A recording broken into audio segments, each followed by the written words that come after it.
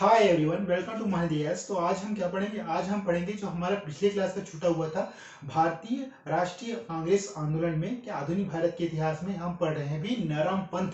यानी नरम पंथ दल में कौन कौन नेता थे और नरम पंथ दल ने भारतीय राष्ट्रीय आंदोलन में कांग्रेस में क्या क्या किन किन नेताओं ने अपना महत्वपूर्ण योगदान दिया, इसके बारे में। तो पिछले क्लास में हमने जैसे जाना कि 1905 के जो आपका बंगाल विभाजन के बाद क्या नरम दल क्या संगठन की स्थापना हुई। इसमें प्रमुख नेता कौन कौन से थे आपका? तो इसमें प्रमुख नेता में थे आपका दादा भाई नौरोजी हो गया, आपका गोपाल कृष्ण गोखले हो गया, फिरोज शाह मेहता हो गया और सुरेंद्र नाथ बनर्जी। तो ये सब नेता क्या थे?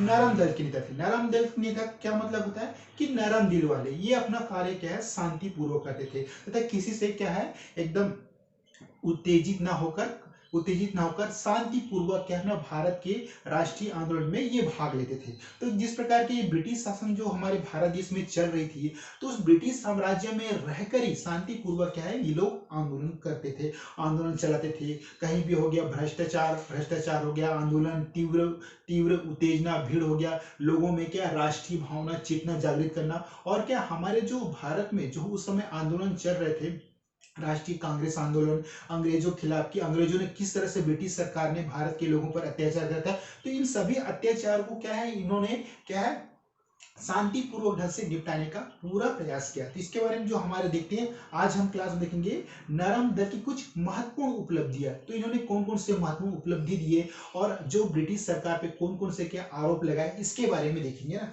तो चलिए स्टार्ट करते हैं। हम पढ़ेंगे नरम पंथ नेताओं की उपलब्धियां। नरम पंथ नेताओं की क्या क्या उपलब्धि रही है ना। तो नरम पंथ नेताओं पर अक्सर क्या देखिए, जो नरम पंथ दल के जो नेता थे काफी शांत होते थे। तो इन पर यह आरोप लगता था कि इन्होंने जो कुछ भी कार्य नहीं किया, ये ब्रिटिश सरकार नीचे रहकर सिर्फ शांति से कार्य करते थे, इन्होंने भारत के उत्थान की ओर कोई ध्यान दिया। लेकिन ऐसी बात नहीं है, इन्होंने काफी अच्छा महत्वपूर्ण कार्य किया ना। तो नरम पंथ नेताओं पर अक्सर क्या है आरोप लगता है कि उन्होंने क्या है अपने नेतृत्व में कोई उपलब्धि हासिल नहीं की। यानी कुछ लोग कह रहे हैं कि जो ये नरम पंथ दल के नेता है, इन्होंने क्या जो उस समय ब्रिटिश जो साम्राज्य में राष्ट्रीय आंदोलन चल रही थी, इन्होंने इसमें क्या अपना कोई योगदान नहीं दिया और तथा इनका कोई अर्थ भी नहीं निकलता। तो इसको यहाँ पे मैं आपको बता रहा हूँ कि फिर भी जो आपका राष्ट्रीय आंदोलन है ना, असफल नहीं, मतलब उसमें असफल नहीं हुआ था। उन्होंने क्या शांतिपूर्वक ढंग से हर चीज जो क्या है निपटाने का प्रयास किया। इसके बारे में हम नरम पंथ दल के बारे में देखेंगे। तो देखिए हासिल नहीं की बोलता है, लेकिन फिर भी आपका क्या है, लेकिन फिर भी जो आरंभिक राष्ट्रीय आंदोलन है, जो आपका ना आरंभिक राष्ट्रीय आंदोलन को क्या असफल नहीं कहा जा सकता। यानी इन लोगों ने जो आंदोलन चलाया नरम पंथ दल ने, उनको क्या है हम असफल नहीं कह सकते ना। ओके। उसके बाद जो आपका आरंभिक राष्ट्रीय आंदोलन का एक क्या है व्यापक राष्ट्रीय, क्या मतलब एक व्यापक राष्ट्रीय जागरण लाने, मतलब एक बहुत बड़ा क्या है राष्ट्रीय स्तर पर क्या है आंदोलन लाने का क्या है आंदोलन, और क्या राष्ट्रीय जागरण लाने तथा लोगों में क्या यह भावना क्या है, लोगों में उस समय के जो हमारे जो भारत में होते थे जो ब्रिटिश साम्राज्य के अधीन था, तो भारत गुलामी था। तो उस समय क्या लोगों में क्या राष्ट्रीय भावना, मतलब कि हमारे देश को आजाद कराने के लिए लोगों में क्या है राष्ट्रीय भावना की चेतना जागृत करना बहुत आवश्यक था। तो ये काम कौन करते थे? ये क्या है नरमपंथी दल के नेता करते थे ना।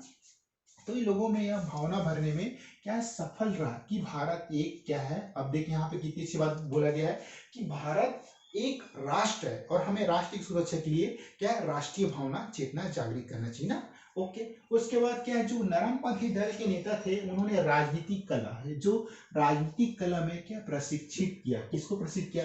जो नीचे हमारे जो नौजवान युवक थे जो इस दल में संगठन में क्या शामिल होना चाहते थे, तो जो नरमपंथी दल के नेता क्या करते थे, वे लोगों के क्या मन में क्या राष्ट्रीय चेतना की भावना जागृत करते थे और ये कहते थे कि आओ हमारे दल में जुड़ो और शांतिपूर्वक से क्या है ये आंदोलन को आगे चलाओ। ओके।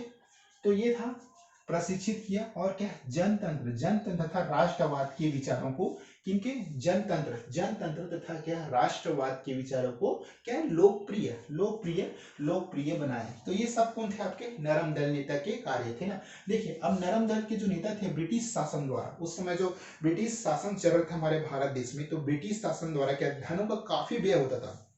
देखिए, भारत को यूं ही सोने की चिड़िया नहीं कहा जाता था। भारत में काफी अपार धन संपत्ति थी।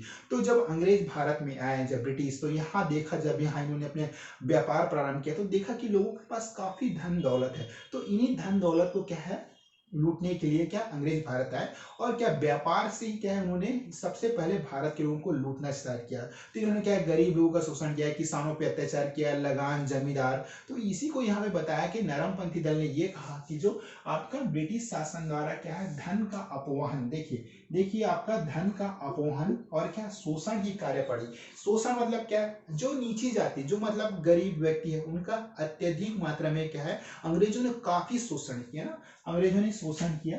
तो उस पर क्या है, जो नरम दल के नेता थे, उसमें क्या कार्य प्रणाली का जो पर्दाफाश, यानी जो कार्य प्रणाली को पर्दाफाश करने में नरमपंथी नेता क्या है, पूर्णतः सफल रहे। यानी कहने का ये रीजन है कि इन सब आंदोलन के माध्यम से क्या है, इन सब को कंट्रोल करने में आपका नरम दल नेता पूर्ण सफल रहे ना। ओके, उसके बाद उन्होंने ब्रिटिश साम्राज्यवाद, ये आपका ब्रिटिश साम्राज्यवाद के शोषक चरित्र को स्पष्ट क्या है, उजागर किया। यानी जो हमारे जो भारत देश में जो आपका ब्रिटिश राज कर रही थी, तो उनके जो सभी कारनामों को क्या है, नरमपंथी दल ने एक एक करके क्या है, उसको उजागर किया। यानी उनको सबके सामने लाया कि ब्रिटिश साम्राज्य, जो ब्रिटिश शासन है, वो भारतीयों पर काफी अत्याचार कर रही है।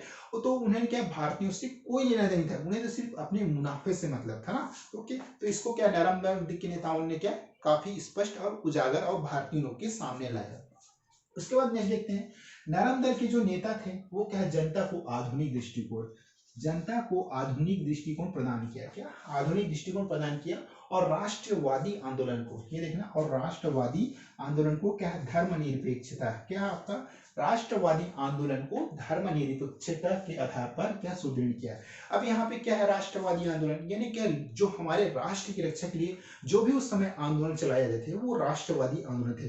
तो उसकी रक्षा के लिए क्या है, इन्होंने धर्म, यानी धर्म की रक्षा, धर्मनिरपेक्षता के आधार पर क्या एक मजबूत क्या संगठन स्थापित किया। किन लोगों ने, नरमपंथ दल के नेताओं ने। अब हम नेक्स्ट देखते हैं, देखिए नरम दल के जो नेता थे ना, आर्थिक शोषण के स्वरूप, किसको आपका नरम दल के नेता, नरम दल के नेता क्या आर्थिक शोषण के स्वरूप को क्या जनता के सामने, किसके, आप आर्थिक शोषण किसका हो रहा है, अंग्रेजों ने क्या गरीब किसानों को काफी आर्थिक शोषण किया, भारतीयों पर काफी अत्याचार किया, भारतीय लोगों को गुलाम बनाकर रखा। तो इन सब पर क्या बहुत ही ज्यादा शोषण होता था। आर्थिक शोषण मतलब जब भी आप में कोई चीज की कमी हो, जैसे कि आपका धन की कमी, तो लोगों को क्या है, अंग्रेजों ने काफी शोषण किया।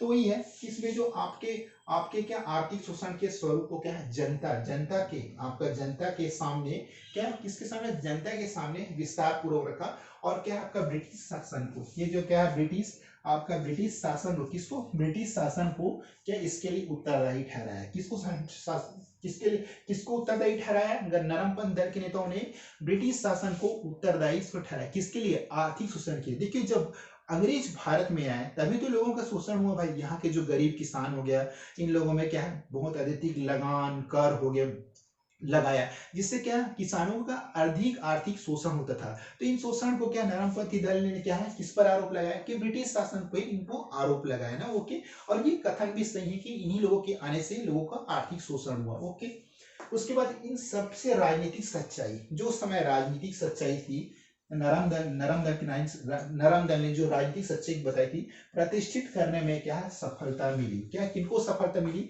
नरम दल के नेता को यह सफलता मिली। और भारत का शासन भारतीयों के हित में होना चाहिए। नरम दल का नेता यह चाहता था कि जो हमारे जो भारत देश के जो राष्ट्रीय शासन है, जो हमारा भारत देश का जो शासन है, किनके हित में होना चाहिए, भारतीयों के हित में होना चाहिए। तो ये उस समय क्या ब्रिटिश आया, तो जो सारा शासन कौन चलाते थे, आपका ब्रिटिश शासन ही चलाता था।